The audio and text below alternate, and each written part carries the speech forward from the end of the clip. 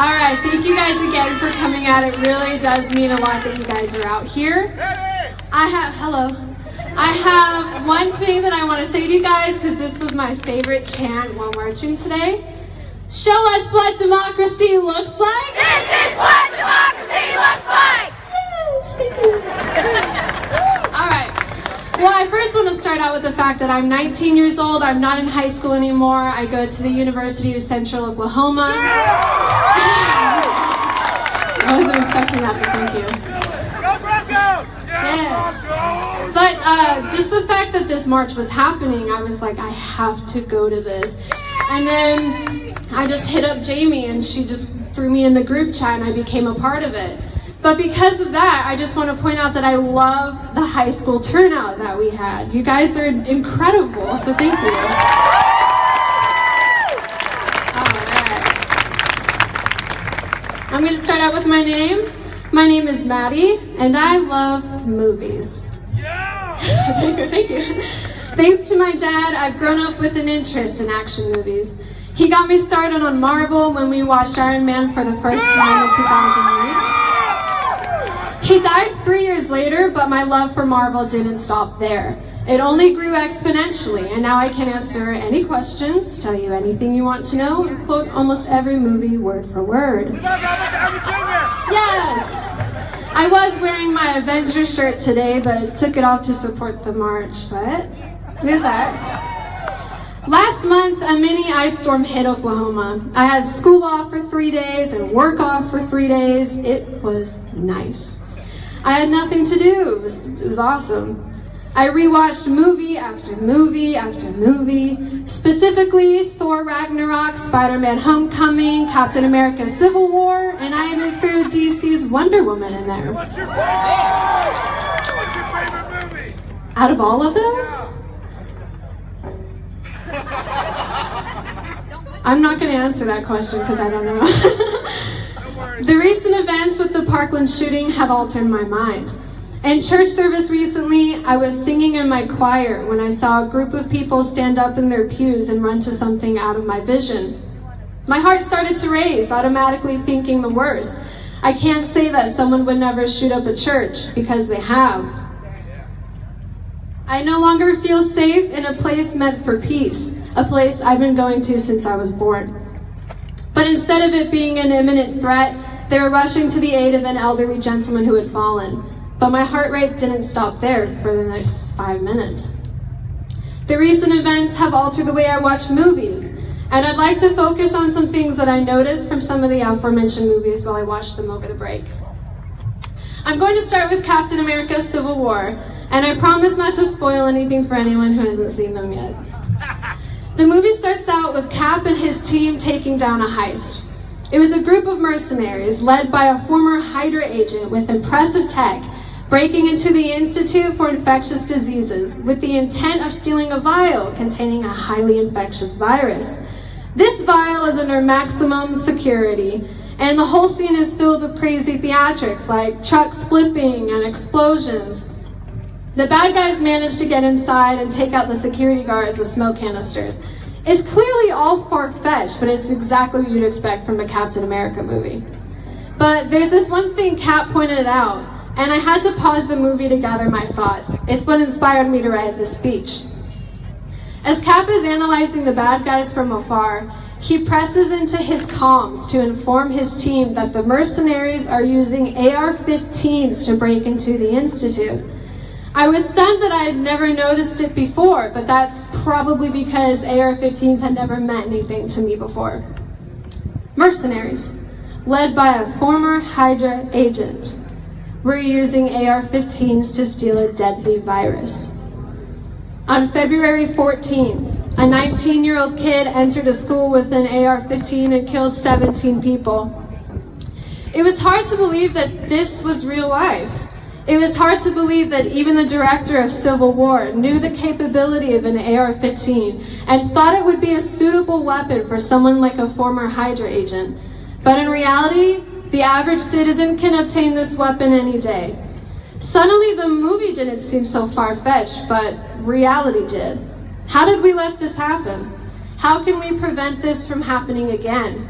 How can some people see the clear answer to this problem and others turn a blind eye? Now, I'm going to jump over to Wonder Woman. The whole premise of Wonder Woman is that Ares, the god of war, hasn't been seen since being defeated way back when.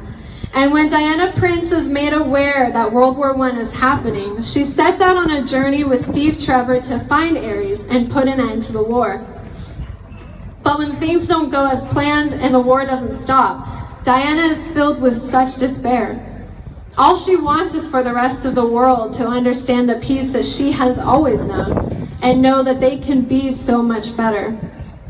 All she wanted was for the fighting to stop and for the people to unite as one. But instead, you still hear bombs going off in the distance and people preparing for war. She asks Steve Trevor why the people aren't stopping, and he responds with, maybe people aren't always good. Maybe it's just who they are. You don't think I wish I could tell you that it was one person to blame? It's not. Maybe we're all to blame. That line really stuck with me, especially because I wish there was only one person to blame. I wish we could all just blame the orange man in the Oval Office and it'll all be over once he's gone. But it won't end there. Why? Because this isn't a Trump issue and this has been happening before he was president. No one did anything when Aurora happened. No one did anything when Columbine happened, or San Bernardino, Sandy Hook, Sutherland Springs, Virginia Tech, Orlando, or Las Vegas. No, this is not a president issue. This is a human issue. This shouldn't be a Democrat versus Republican debate. Yes. There shouldn't be a fight to keep a semi-automatic rifle that you have no need for. This should be an easy answer. No, this is not a president issue. But it doesn't help that the president is who he is. And ever since January 20th, 2017, I'll admit that at times I feel incredibly hopeless. Like nothing I do will change anything. I've attended both women's marches, the March for Science, and the past 2 Pride parades we've had here. I've walked with Planned Parenthood and stared Westboro Baptist Church members in the face as they stood 7 feet away from me, condemning me to hell. And as empowering as these experiences were, the president has managed to belittle them as much as possible or ignore them entirely. Donald Trump has made it clear that he doesn't respect opinions other than his own and those around him. And anytime we express concerns about something, it's shot down immediately or overlooked entirely. It's easy to feel hopeless. And this is where I lead into Spider-Man Homecoming. Peter Parker is a 15-year-old kid that attends high school every day, participates in band and the academic decathlon.